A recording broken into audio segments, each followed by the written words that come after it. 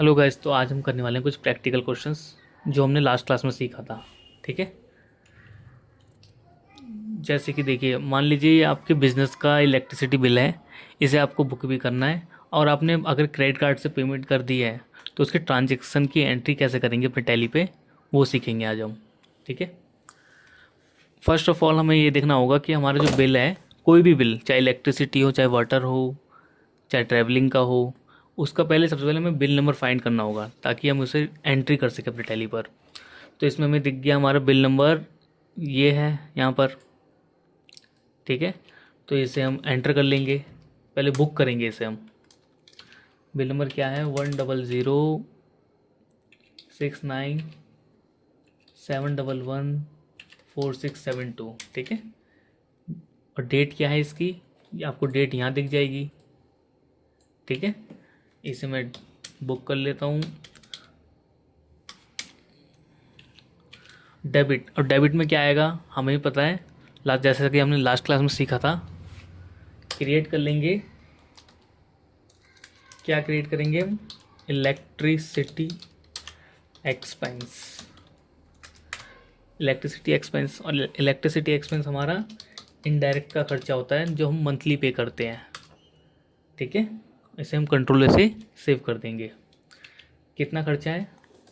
ये जो नीचे अमाउंट दिख रहा है आपको, ये होता है पेबल, यानी कि ये हमें पे करना है। ये इंक्लूडेड टैक्स होता है।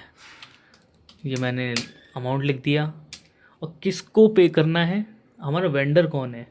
हमारा वेंडर है, कौन है जिसका ये बिल है? ये बिल है किसका?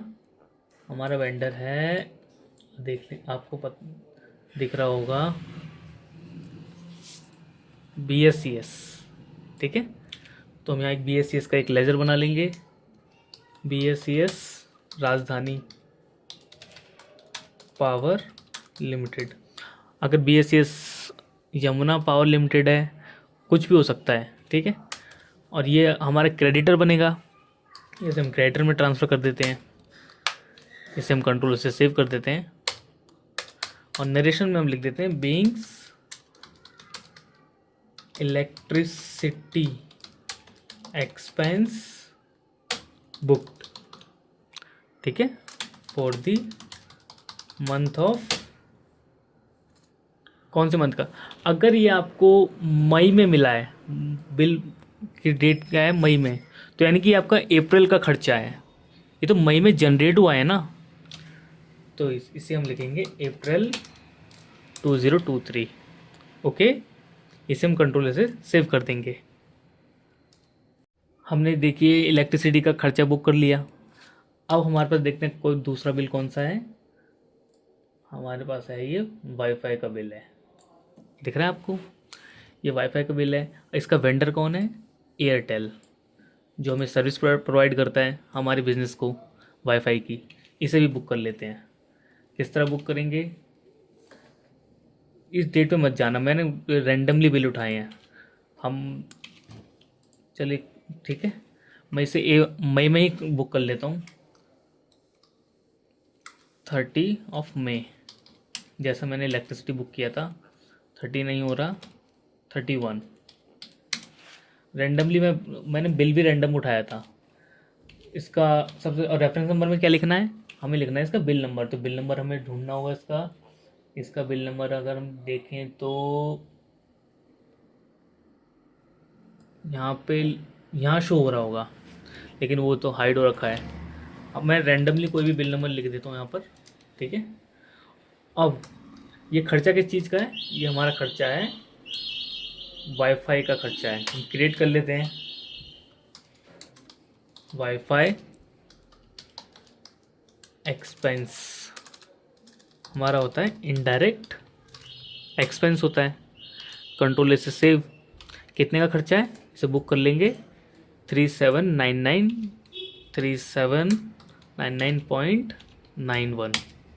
ठीक है। अब हमारा वेंडर कौन है? हमें किसको पे करना है? हमें पे करना है भारतीय एयरटेल को। तो हम एक नया लेजर बना लेंगे, भारती एयरटेल। ठीक है। अब भारती एयरटेल हमारा वेंडर है, यानी कि हमें इसे पेमेंट करना है। तो ये क्या होगा हमारा? सन्ड्री क्रेडिटर, ठीक है। अब देखिए, ये मैं नरेशन में आके लिख दूंगा, beans wifi service booked for the month of, अगर मैं मई में बुक कर रहा हूँ 31 मई, यानी कि मई का खर्चा है, ठीक है। अगर मैंने लिख दिया मई,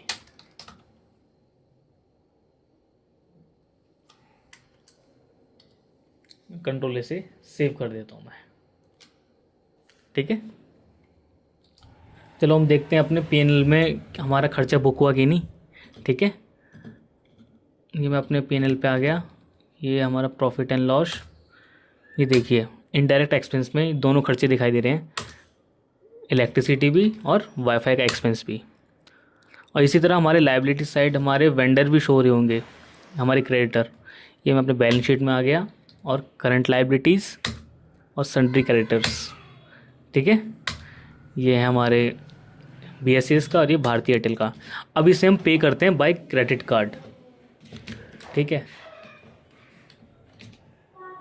हमारे पास एक PDF है, ये देखिए, मान लीजिए हमने ट्रांजैक्शन करी है, ठीक। हमारे जो ये जो बैंक है, इस बैंक ने BSES को डायरेक्ट पेमेंट कर दी है जब हमने अपने क्रेडिट कार्ड का यूज़ करा होगा, ठीक है। और फिर क्या बैंक क्या करेगा, हमें स्टेटमेंट शो करेगा, स्टेटमेंट दे देगा, फिर हम बैंक को पेमेंट कर देंगे। आपको यहाँ पे डिफरेंस आ रहा होगा कि हम हमारे बैंक ने जो पेमेंट करी है वो करी है 1130 की, लेकिन बैंक ने जो हमारी स्टेटमेंट में जो अमाउंट शो करा है ना, वो 1150 का शो करा है, ठीक है। यानी कि ये उसका कन्वीनियंस चार्ज है, ये उसकी कह सकते हैं कि उसका कमीशन है। उसने आपके यहाँ पे पेमेंट करी है, तो उसको तो आपको पे करना पड़ेगा ना कि वो आपके यहाँ पे पेमेंट कर रहा है। आइए हम पेमेंट की एंट्री पास करते हैं, वाउचर में जाके F5, ठीक है। मैंने 31 मई को पेमेंट ले लेता हूँ। हम BSES को पेमेंट करा है, हमने BSES को कितना पेमेंट करा है देखिए, यहाँ पे शो हो रहा होगा, हमें बैलेंस शीट में जाके देखने की ज़रूरत ही नहीं है, 1130 रुपये। और यहाँ पे ऑटोमेटिक ही ज़ीरो हो जाएगा, देखिए ज़ीरो हो गया ना ये। अब ना तो आपने कैश दिया है, ना तो आपने अपने बैंक से पेमेंट करी है, ये किसने पेमेंट करी है, आपके क्रेडिट कार्ड ने करी है, ठीक है। तो हम एक क्रेडिट कार्ड का लेजर बना लेते हैं, SBI, जो भी कोई क्रेडिट कार्ड हो, SBI क्रेडिट कार्ड, और यहाँ मैं उसका कार्ड नंबर डाल देता हूँ, लास्ट के 4 डिजिट, ठीक है। ये हमारी करंट लायबिलिटीज़ है, सिक्योर्ड लोन, करंट लायबिलिटीज़ मैंने सेव कर देता हूँ, ठीक है। आपके क्रेडिट कार्ड ने कितना पेमेंट करा है, आपके क्रेडिट कार्ड ने पेमेंट जो करा है वो करा है 1150 रुपये की, तो मैंने लिख दिया 1150। यानी कि देखिए क्रेडिट साइड आपकी ज़्यादा है, ठीक है, क्रेडिट साइड आपकी ज़्यादा है और डेबिट साइड आपका कम है। तो दोनों को बराबर करने के लिए अब यहाँ बना देंगे अपना एक नया लेजर, प्रोसेसिंग, बैंक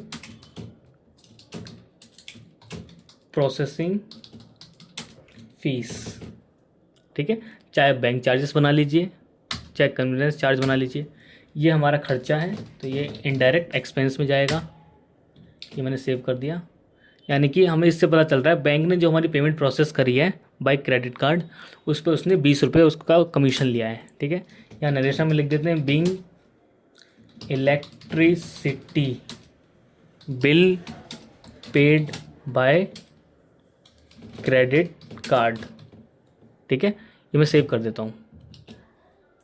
ये सॉरी F5 में पेमेंट नहीं होगी, ये F7 में होगी, नॉन कैश एंट्री है ना ये, तो जनरल में भी पास होगी, ठीक है। ये मैंने सेव कर दिया।